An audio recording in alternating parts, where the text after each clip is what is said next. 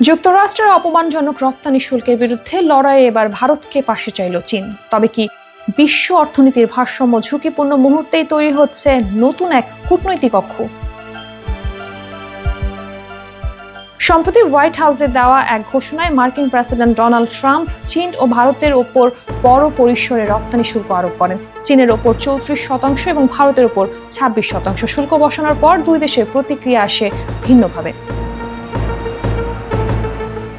ভারত যখন পরিস্থিতি পর্যবেক্ষণে থাকে তখন চীন পাল্টা জবাব দেয় মার্কিন পণ্যের ওপর 34% শুল্ক বসিয়ে। এরপর শুরু হয় বাণিজ্য যুদ্ধের নতুন অধ্যায়। ট্রাম্প এরপর চীনের ওপর শুল্ক বাড়িয়ে দেয় আরো 50%, আর পাল্টা জবাবে চীনও একই মাত্রায় শুল্ক বৃদ্ধি করে।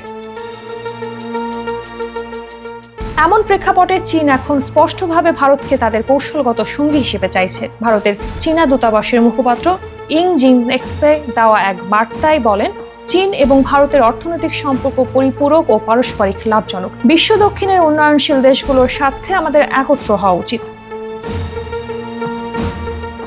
তিনি আরো বলেন, চীনের শিল্প খাত আধুনিক প্রযুক্তি ভিত্তিক এবং আমরা বহুপাক্ষিকতাবাদে বিশ্বাসী।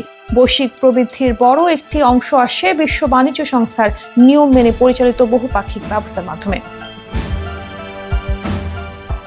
বিশ্লেষকরা বলছেন, চীনের এই আহ্বান ভারতের জন্য একটি কূটনৈতিক পরীক্ষা। যুক্তরাষ্ট্র ও চীনের মধ্যে ভারসাম্য রাখা ভারতের জন্য কঠিন হলেও বৈশ্বিক দক্ষিণের নেতৃত্বে চীনের সঙ্গে হাত মেলানোর নতুন দৃষ্টিভঙ্গি আনতে পারে।